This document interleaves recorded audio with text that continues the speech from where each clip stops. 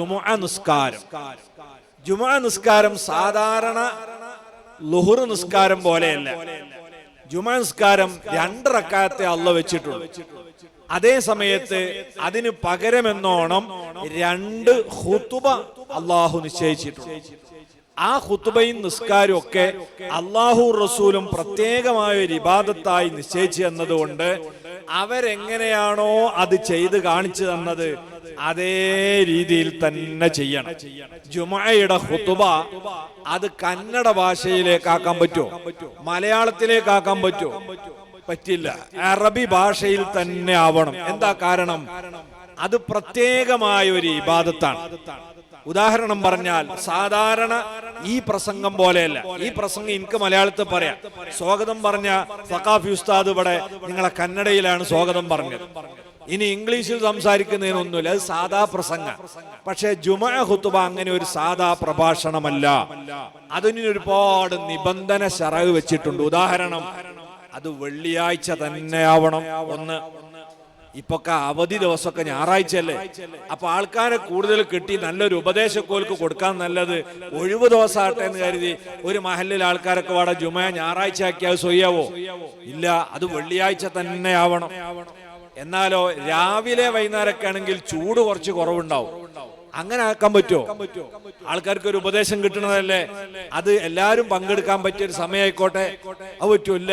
അത് ളുഹുറിന്റെ സമയത്ത് തന്നെ ആവണം. നട്ടുച്ച നേര ളുഹുറിന്റെ സമയത്താവണം. ഇനി പല പള്ളിയിലും ആൾക്കാർ ജുമുഅക്ക് എത്തിപ്പെടുന്നത് ഖുതുബ ഒക്കെ കഴിഞ്ഞ് നിസ്കാരം തുടങ്ങാനാകുമ്പോഴേക്കാ. നമ്മൾ ആ ഖുതുബ നിസ്കാര ശേഷാക്കുക. ആൾക്കാർക്ക് സംഗതി മനസ്സിലാകില്ലേ വേണ്ട?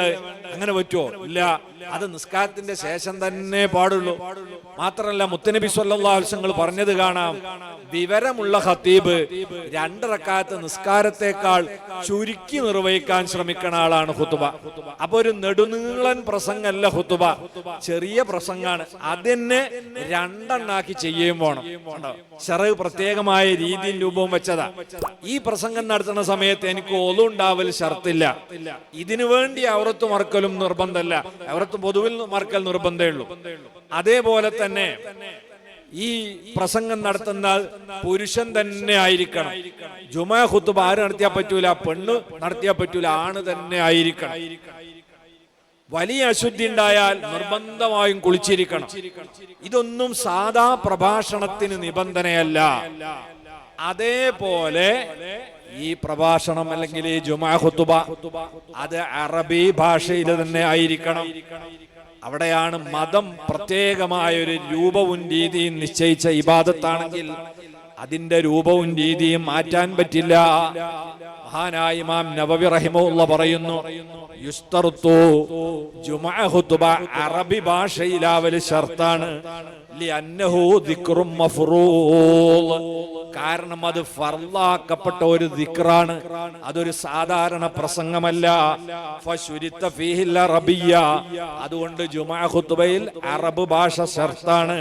കത്തശഹുദി വതക്ബീറത്തുൽ ഇഹ്റാമി, അത്തഹിയാത്ത് പോലെയും തക്ബീറത്തുൽ ഇഹ്റാം പോലെയും അതൊന്നും മലയാളത്തിലോ കന്നഡയിലോ ചൊല്ലാൻ പറ്റൂലല്ലോ.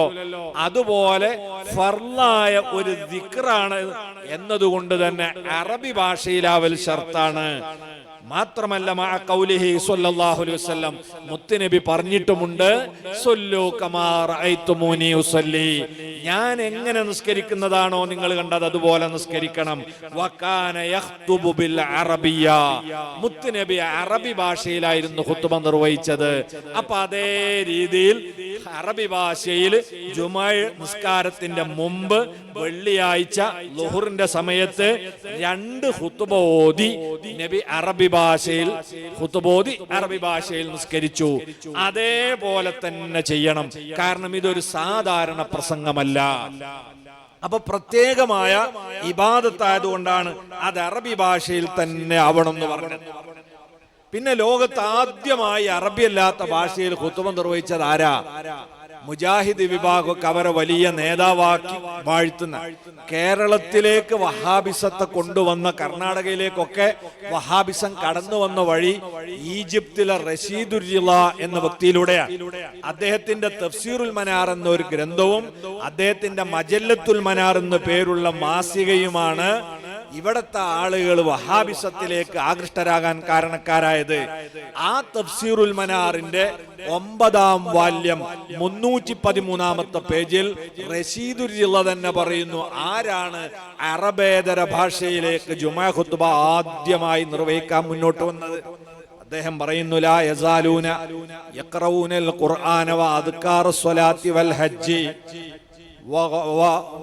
വൽ ഹജ്ജി ബിൽ അറബിയ്യ. ലോക മുസ്ലിമീങ്ങളെല്ലാം പരിശുദ്ധ ഖുർആൻ പാരായണം ചെയ്തത്, ഹജ്ജിന്റെയും നിസ്കാരത്തിന്റെയും ദിക്റ് ചൊല്ലിയത് അതൊക്കെ അറബി ഭാഷയിലായിരുന്നു. വകദാലിക ഖുതുബത്തുൽ ജുമുഅത്തി വൽ ഈദൈൻ. അതേ പ്രകാരം തന്നെ ജുമുഅയുടെ 2 ഖുതുബയും 2 പെരുന്നാളിന്റെ ഖുതുബയും അറബിയിലാണ് ലോക മുസ്ലിമീങ്ങൾ ചെയ്തു പോന്നിട്ടുള്ളത്. ഇല്ലാ മാ ശദ്ദത്ത് ബിഹി അൽ ഹുകൂമത്തുൽ കമാലിയത്തു തുർക്കിയ. തുർക്കിയിലെ മുസ്തഫ കമാൽ പാഷ എന്നറിയപ്പെടുന്ന ഇസ്ലാമിക ഖിലാഫത്തിനെ ബ്രിട്ടീഷുകാർക്ക് ഒറ്റിക്കൊടുത്ത് ഇസ്ലാമിക സംസ്കാരത്തെ തന്നെ ആ തുർക്കിയിൽ നിന്ന് ഉച്ചാടനം ചെയ്യാൻ കൂട്ടുനിന്ന വ്യക്തിയായ റഷീദുർ റിളയാണ് ആദ്യമായി അറബിയല്ലാത്ത ഭാഷയിൽ ഖുത്ബ നിർവഹിക്കാൻ തുനിഞ്ഞത്. അമറത്തിൽ ഖുതബാ, അയാൾ ഖത്തീബുമാരോട് കൽപ്പിച്ചു, നിങ്ങൾ തുർക്കി ഭാഷയിൽ ഖുത്ബ ഓതണം. എന്തിനു വേണ്ടിയാണ് അദ്ദേഹം അതിന് തുനിഞ്ഞത്? തംഹീദൻ ലിസ്സലാത്തി ബിഹാ. ഭാവിയിൽ നിസ്കാരത്തിന്റെ കൂടി ഭാഷ തുർക്കിയിലേക്ക് മാറ്റുന്നതിന്റെ ആദ്യ പടിയാണ്. അതെന്താ കാരണം? അയാള് ഇസ്ലാമിക ഖിലാഫത്തിനെ തകർക്കാൻ വേണ്ടി ജനങ്ങളെ സംഘടിപ്പിച്ച ഒരു ന്യായമുണ്ട്. അതെന്തായിരുന്നു? അറബ് ദേശീയതയുടെ പിന്നിൽ നമ്മൾ പോകേണ്ടവരല്ല, നമ്മൾ തുർക്കികളാണ്. അതുകൊണ്ട് തന്നെ അറബ് നാട്ടിൽ നിന്ന് വന്ന ഖിലാഫത്തിനെ നമ്മൾ വലിച്ചെറിയണം, നമ്മൾ തുർക്കി ദേശീയതയിലേക്ക് വരണം. അതുകൊണ്ട് ഇസ്ലാമിന്റെ ആരാധനകളുടെ ഭാഷയെല്ലാം തുർക്കിയിലേക്ക് മാറ്റണം എന്ന് പറഞ്ഞ് പർദ്ദ വലിച്ചെറിഞ്ഞ, തൊപ്പി നിരോധിച്ച, പള്ളികൾ പൊളിച്ച് അത് കള്ളിൻ ഷാപ്പാക്കിയ വ്യക്തിയാണ് ഈ മുസ്തഫ കമാൽ. അയാൾ കൊണ്ടുവന്നൊരാശയമാണ് അറബേതര ഭാഷയിലെ ജുമാ ഖുതുബ. അത് പാടില്ല എന്ന് പറയാനുള്ള കാരണം എന്താ? ഇസ്ലാമിലെ പ്രത്യേകമായ രീതിയും രൂപവും മതം നിശ്ചയിച്ചു തന്നിട്ടുള്ള ഇബാദത്തുകളെ മാറ്റുന്നത് അനാചാരമാണ്. അതുകൊണ്ട് തന്നെ നമ്മളെ നാട്ടിലുള്ള പുത്തനാശയക്കാർ, അത് വഹാബികളാകട്ടെ മൗദൂദികളാകട്ടെ, അവരൊക്കെ ജുമുഅയുടെ ഖുതുബ അറബേതര ഭാഷയിൽ നിർവഹിക്കുന്നത് അനാചാരമാണ്, മതവിരുദ്ധമാണ്. 1300 കൊല്ലക്കാലത്തെ മുസ്ലിമീങ്ങളുടെ ചരിത്രത്തിലില്ലാത്ത ഇസ്ലാമിന്റെ കഠിന വിരോധിയായ ഒരു വ്യക്തി തുടക്കം കുറിച്ച ഒരു ദുരാചാരമാണ്. ആ ദുരാചാരം നടക്കുന്ന പള്ളിയിൽ കയറി ജുമുഅയിൽ നമ്മൾ പങ്കെടുത്താൽ ആ ജുമുഅ ഒരിക്കലും അല്ലാഹു സ്വീകരിക്കൂല. ജുമുഅ എന്ന് പറയുന്നത് മുത്തനബി പറഞ്ഞത് അൽ ജുമുഅതു ഇലൽ ജുമുഅ കഫാറത്തുൽ ലിമാ ബൈനഹുമാ. ഒരു ജുമുഅ